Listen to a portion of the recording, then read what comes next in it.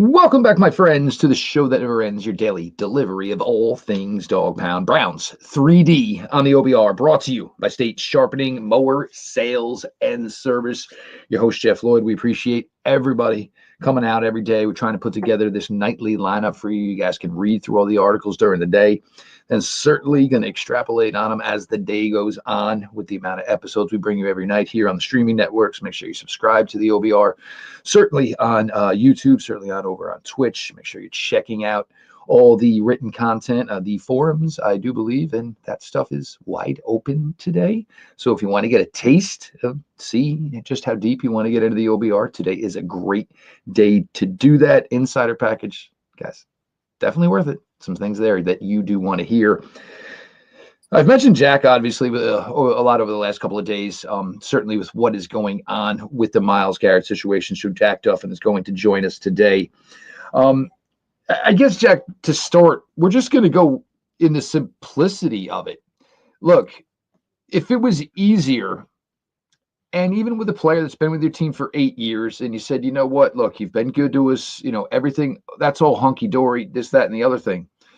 But essentially, this trade demand, ask, however you want to label it, first off, it draws a line in the sand between Myles Garrett and 52 other teammates and basically tells them, you guys are screwed.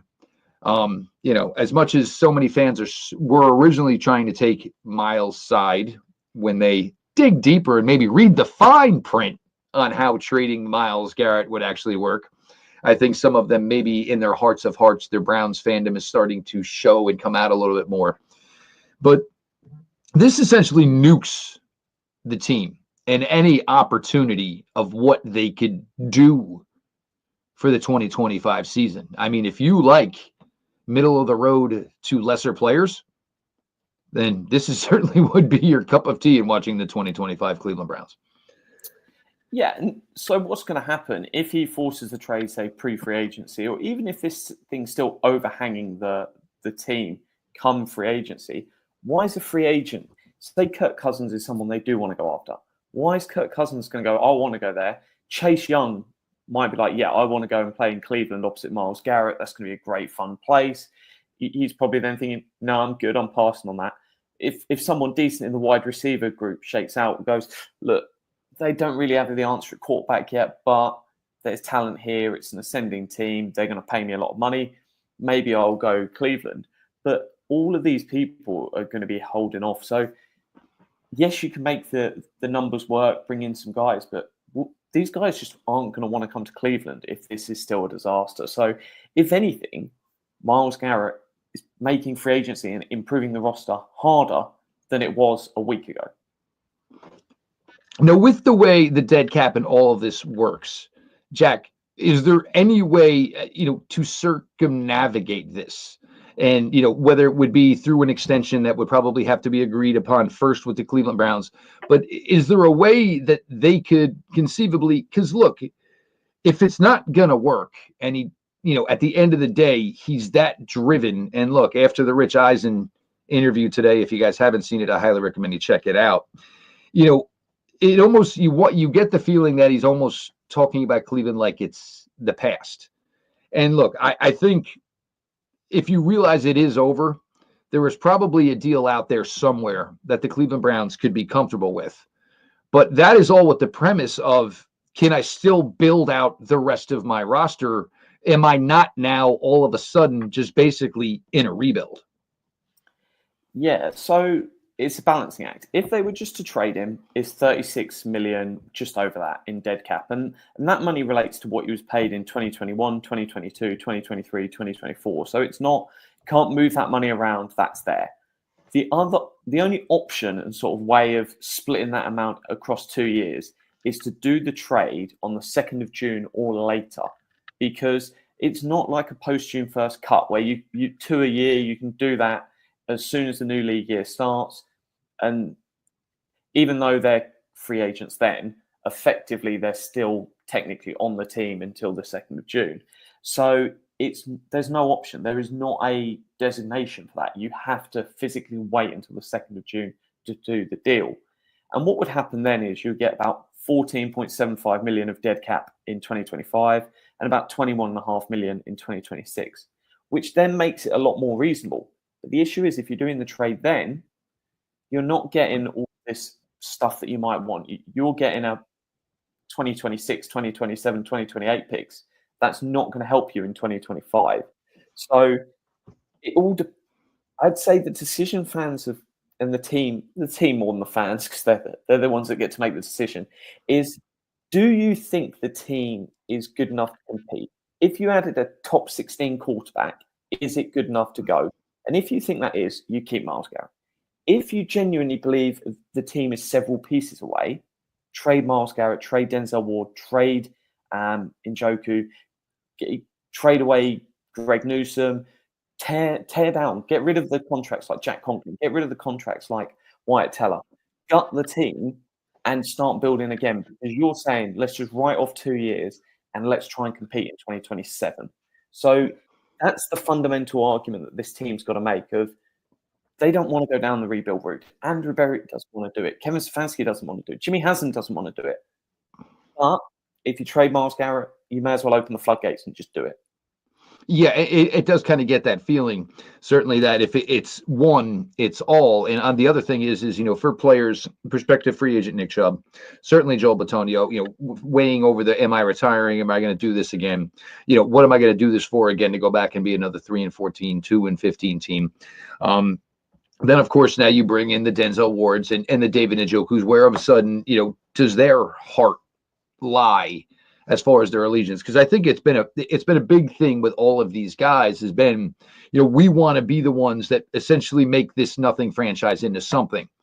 But when it's basically everybody's in his blood brothers, when it's the top blood brother who's basically going to step away, it makes it. And the thing is, and like we learn with a lot of things, the first guy to do it, it makes it a lot easier for the second, third, and fourth guy to say, hey, okay, if this is the way it's going to be, it's going to be.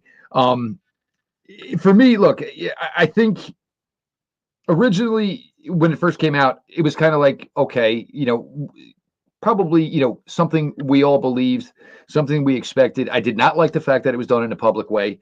I mean, very easily they could have just gone to the front office and said, look, we've known each other a long time. Guys, I just don't think this is working out the way we think it's working out. And maybe it's time for me to consider moving on. I also don't like the fact that, and the craziest thing is we got a Super Bowl here in a couple of days, and I don't think anybody's talking anything else in the NFL than, where Myles Garrett could possibly be playing in 2025, which, and we know the agency, and obviously he admitted today to, speaking with LeBron James. And that's what's kind of giving me a sour vibe about it all. Look, he could have done this next Monday. Wouldn't have made a difference. It really wouldn't have. And now basically, as we're trying to maybe have this first in the NFL of a team possibly winning 3 Super Bowls in a row, I mean, it's kind of bad and it's kind of crazy when something is being spoken about in the NFL more than Travis Kelce and Taylor Swift. I'm sure a lot of people appreciate the break, but this is essentially where we're at right now. No, it's one that it's crazy how it's dominated. And the issue you've got is if the Browns want to trade him, they're looking for a bad team to send him to get high picks and go that route. And it's one that if you were talking about doing a deal with the Giants, potentially, where we send a Myles Garrett, we get a first this year, first next year, and a second the year after, I'm more open to that. And I can have a conversation where I go, actually, the value's worth it. I'm open to what this might look like, because that's potentially we know what the pick is this year, but next year that's probably a top 5-10 pick.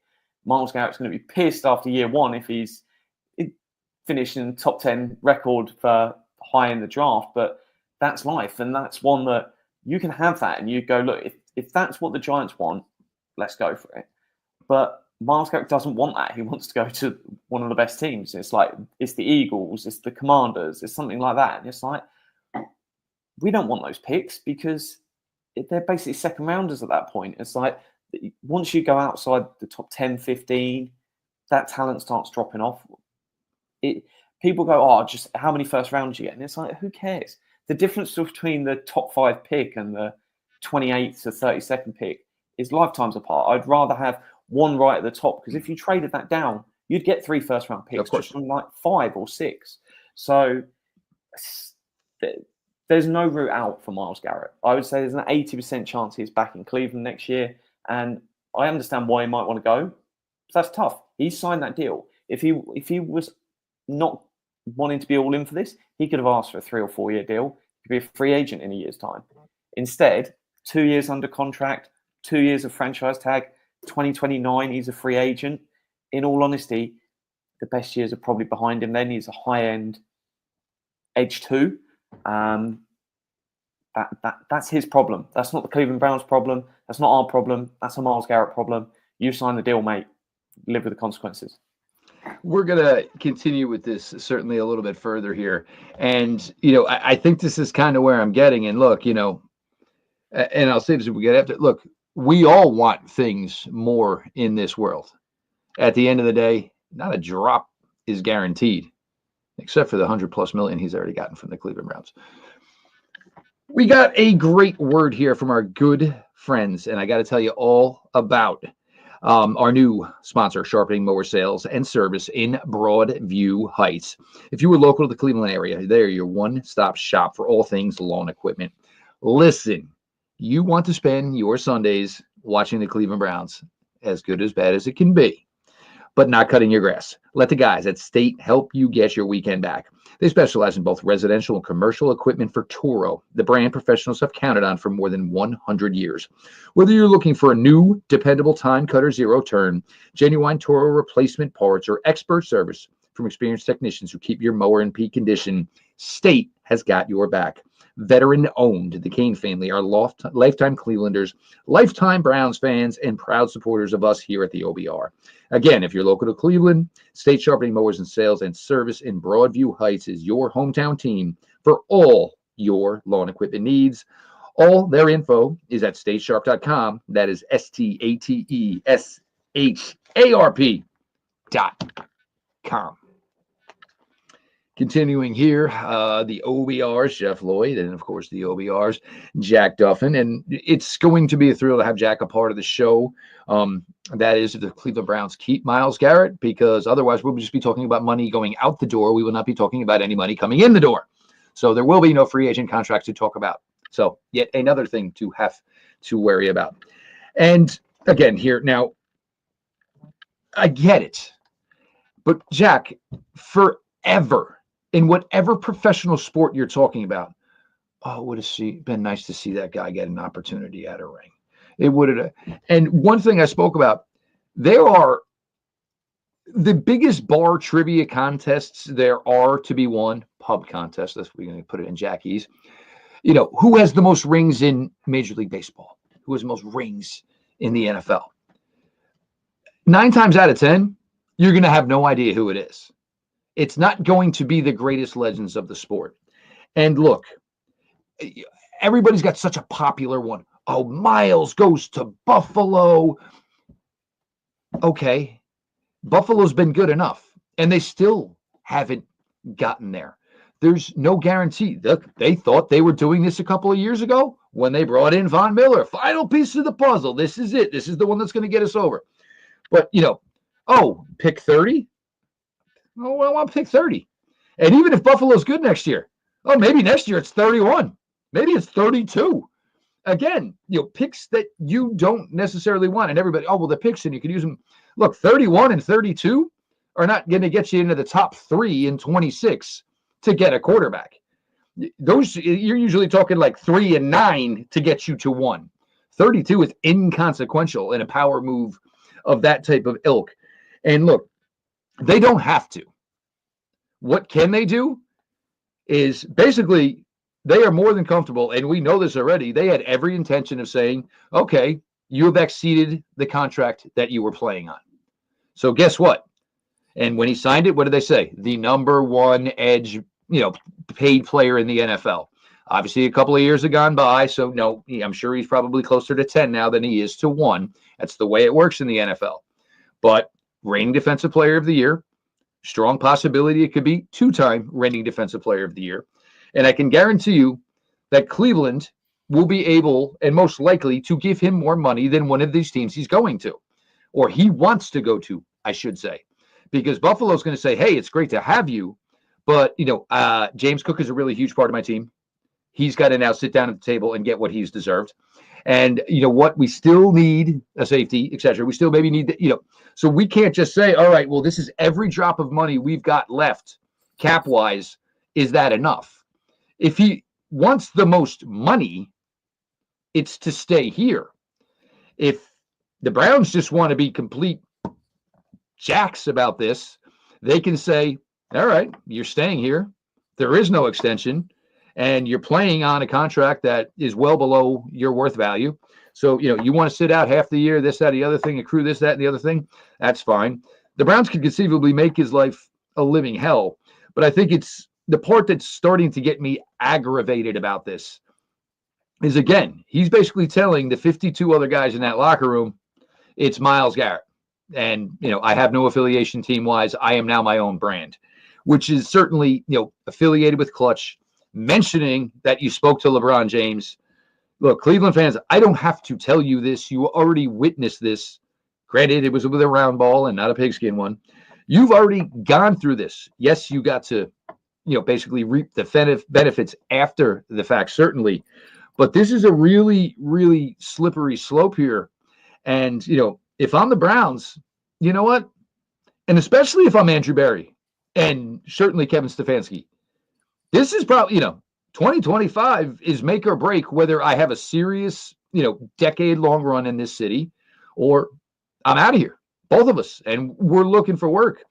And the fact that I'm going to basically do it with, a level or two higher than an expansion team roster, sorry, man, can't do it. Yeah, it's one that at the end of the day, the GM and head coach will probably get fired at the end of the year if this year's not a success. So there's no incentive for them to make the trade, because if they make the trade, it's probably another GM making the picks. So why would they? They're not here to set up the next duo that are running the team. So they're going to hold on and not budge. You touched on it earlier. Like if you trade Myles, then the question is who walks into the office next, because it's not going to be the end of it. So if you want to go the full rebuild route, great. But the head coach and GM aren't, because that's their jobs going to the wall. So it's one of like, well, how do they bridge that agreement? Is it, hey, Nick Bosa's on 34 million, he's the highest paid, but we're going to jump to 38. We're going to get this number here and we're going to get it done. And the thing is, everything I look at, they'll probably make the playoffs next year. Yes. Are they going to get there and knocked out in the first round? Probably. But if they've got Kirk Cousins or Mac Jones or someone like that, Daniel Jones, takes them to the playoffs, there's positive vibes back, and that feeling's there of like, hey, actually, this is in a good spot. Deshaun who, and it's like that whole tone around the team changes. So I think they can still be in a good spot, and who knows, they might hit on the quarterback. It could be someone in day two that works it out. They don't know, but they just need to keep swinging. For me, it's always put together the best 52 and keep swinging at the quarterback until that person appears. And swing every year. If you don't have one, and by all means, swing twice. I couldn't care less if they end up with 4 quarterbacks they carry for the season because they get to day 3 and they think, oh, this guy might have something. Just pick him up. Oh, I'm ready. I'll bring in 8. I will bring in 8. Look, I'll have a rotating door in spring. And you know what? All right, you're good enough. So you can almost do it like an American Idol type of thing. Okay, you know what? You made it to the next level. Okay, you made it through rookie camp, or basically, where you have undrafted free agents, you bring them in on a rookie camp trial. Guess what? You're going to graduate to OTAs. That type of thing. But if there's a quarterback out there with a pulse, the Browns can get their hands on right now. I don't care about a 6th safety that we know is never going to make the roster. Basically, I'm trying to accumulate as many lottery tickets as possible at the quarterback position. Yeah, and you can carry 4 all the way through the season. If you end up with, hey, if you had Kirk Cousins, Mac Jones, Jackson Dart, whoever you take, I don't know, the day 3 quarterbacks are, whatever, Joe Blogs, and just carry that for the season. I don't care, because if one of those guys work it out, it's a much better spot. We've already started how many quarterbacks the last 2 years anyway?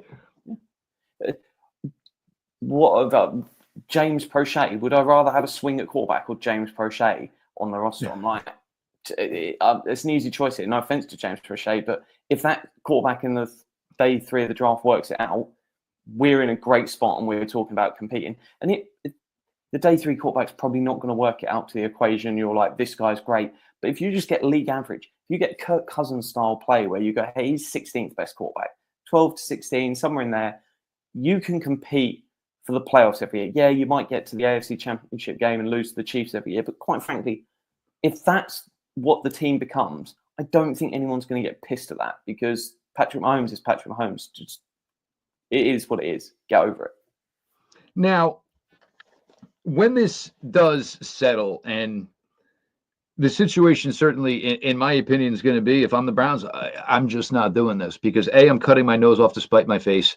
B, I am basically just telling everybody else in that locker room, sorry, this is it. And for all you young guys, we're going to stink. I don't know what to tell you. So now Myles does come to his senses, realizes there is a big fat contract extension to be had. And, we all agree this is not a ploy for a contract extension. The Browns would have, you would have gladly extended Myles Garrett. But as far as creating more cap, Jack, where are the likely names? Because I know everybody, oh my God, the Browns, and we laugh. I mean, I've talked with you for so many years, like we laugh about it because you see these absurd numbers, and then it's like, well, I tell you what, go to bed, open your eyes, and the Cleveland Browns can create, what do you want, $37.5 million? Yeah, if they want to say every decision they can do that, we can rectify that and have that done by lunch tomorrow. So there was a VIP article that I dropped on the 1st of Feb. Because again, guys, you want the VIP stuff. Go ahead, Jack. You can go and read that now, just today. If you listen to this tomorrow, it's too late. Today, there is an OBR special where you can go and you can read VIP stuff. So past stuff's perfectly fine. Go and find that article. But it's how the Cleveland Browns can create 89 million of 2025 cap space without cutting anyone. There's a retirement and a trade in there, but no cuts. So I'm just going to round these guys to the nearest million, just so I'm not into random hundreds of thousands and like $800. But this is how much cap space it creates. So Deshaun Watson restructure, 36 mil. And Deshaun Watson will do whatever the Cleveland Browns ask him to do right now. They can restructure at will. So these but he's in no position to say anything else. But okay, however I get the check, I'll take the check.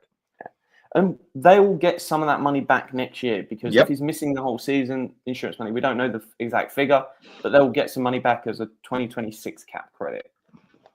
Greg Newsome, 13.4 million. Jack Conklin, 11 million. Denzel Ward, 10.3 million. Joel Bitonio, if he retires, is 8.4. If he doesn't retire, they can free up 2.4. Ethan Postage, 3.8. Dalvin Tomlinson, 2.6. Wyatt Teller, 2.1. Jordan Hicks, 1.8. They can free up some money from some other guys, but they would be extensions rather than restructures. But that's 89 million. So you're comfortably over. And as well, it'll be somewhere in early March, probably about 10 days into it, a few days before the new league year, we'll get the adjustments through from the league, where any of the insurance money or stuff from past year, it could be maybe 5-10 mil added to the Cleveland Browns cap space.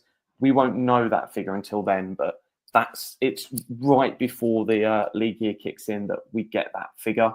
And that's just a little bit of extra space that, hey, 5-10 mil makes a difference. And as well, they're negative at the moment. The Cleveland Browns are on the record, having spoken to Daniel, I forget his name, ESPN guy, really, really good. Oh, for UC, yeah. He did an interview, or I think it was an off-the-record comment, but someone said, hey, we're expecting it to be about 5 million higher than the current projections out there. Could be 7.5 million higher. So that's other space where that minus 30 suddenly goes to, hey, it's plus 50, and then we've still got some more to play with. And now here's the thing. And, look, whatever your issues are, and look, I've said it a million times and I'll continue to say it. If you want a guys fired over the Deshaun Watson trade, 100%, whatever. When you say it is the worst transaction in professional sports history, yeah, absolutely, people deserve to be fired. But what were things that people were saying during this year?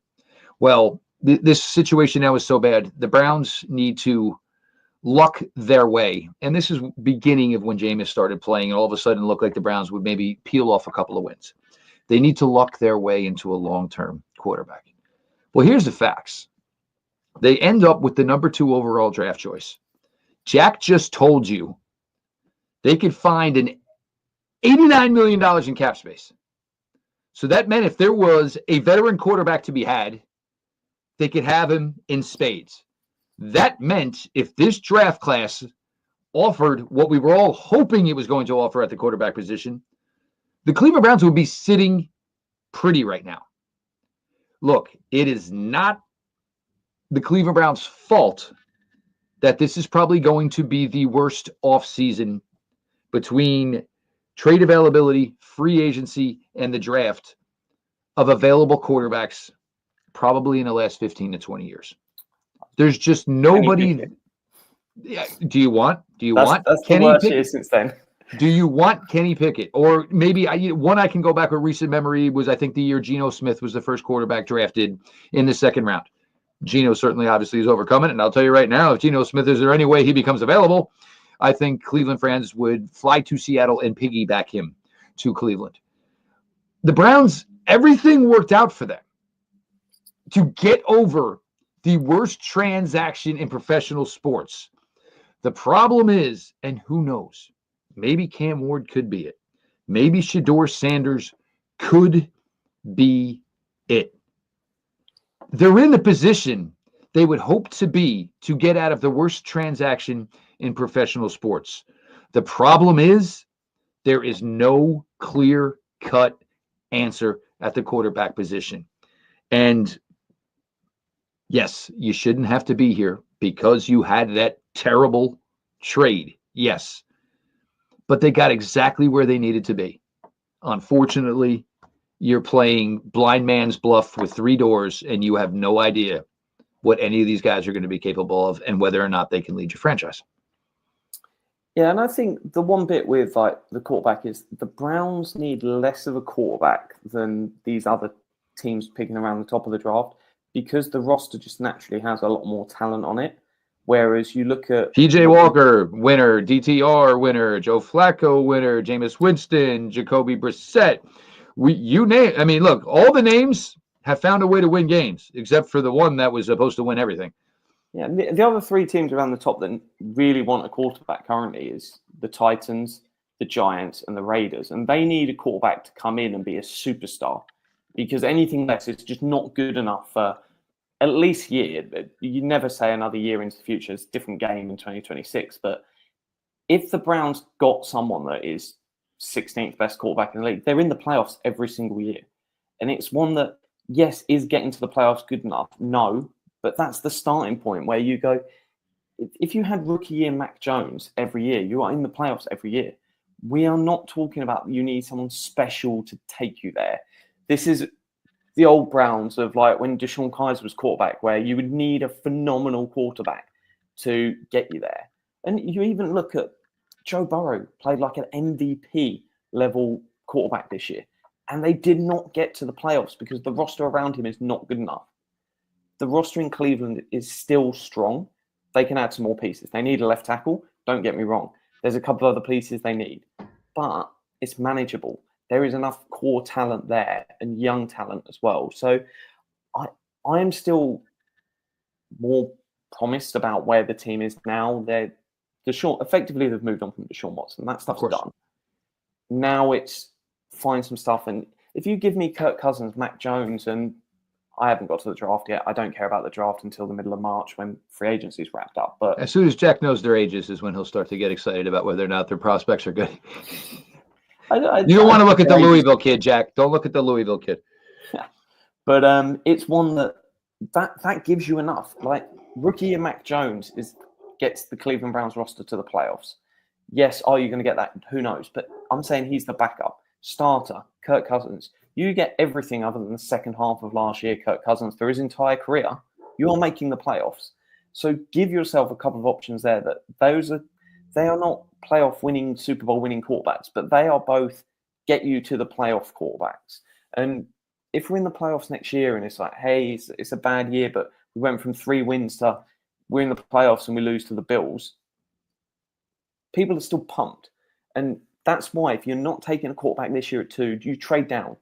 Get that Giants pick. Get that Raiders pick. Get someone's pick.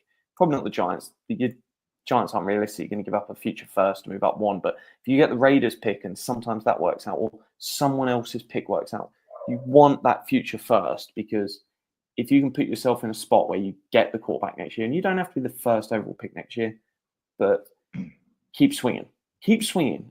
Put the good roster there, and who knows who will turn out good. Brock Purdy was never meant to turn out good, and they lucked into it because their quarterback that they traded 3 first-round picks to didn't work out. Exactly. The Ferrari did not work out, so they ended up driving the Honda. And obviously, Super Bowl runs, all that stuff, it certainly worked out for them. Certainly appreciate Jack, jumping in here today. Look, at the end of the day, if it was just that simple, and he said, look, Myles, you gave us 8 years, and it was a hell of a run. You performed to everything the expectation was of being the number 1 overall pick was. Okay, if it was just that simple, saying, hey, let's find the package that best works for us. But it's not, because it's crippling. And it is, and I tried to say to people, broke, like food stamps broke, like government assistant broke is how this team would have to operate. And, the sooner, and I think a lot of people now are starting to come out of the initial emotion of it and, starting to maybe look at kind of the fine print of all this. And at the end of the day, I think most of you are Cleveland Browns fans before you are Myles Garrett fans. And, and the other thing is, there's a major investment this team is working on that's going to come most likely after Myles Garrett's playing days are over. But that's, in order to keep that momentum going, the Cleveland Browns want to put out the most competitive team they can year in, year out. So if I was Myles Garrett, I'm not packing up, the Halloween decorations from the front yard anytime soon. Might want to leave those in the garage. I'm not packing my bags.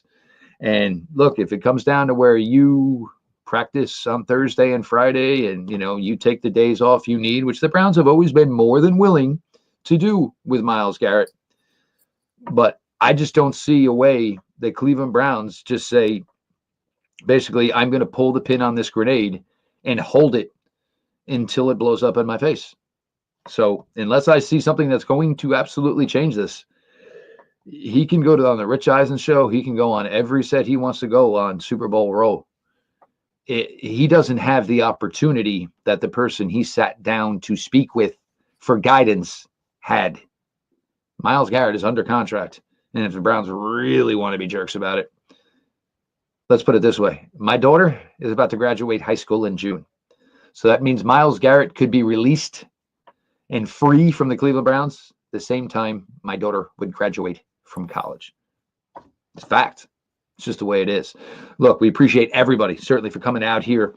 You will get Barry McBride, Fred Greetham after this. Keep pumping out here. Look, you're not getting this type of coverage everywhere else. And I think the thing that has really impressed me in the time just being here at the OBR is everybody is kind of divested in different areas here.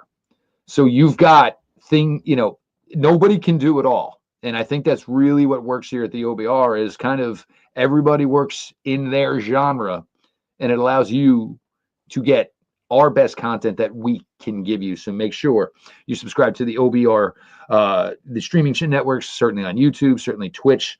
As Jack said, VIP Insider, you've got a green room access today to everything. And I guarantee you pour through some stuff for 35 minutes, 40 minutes, you'll be wanting to have it all that time. Browns 3D on the OBR has been brought to you by State Sharpening Mower Sales and Service. Appreciate Jack. Thanks again, everybody. This has been your daily delivery of all things dog pound. We'll talk to you tomorrow.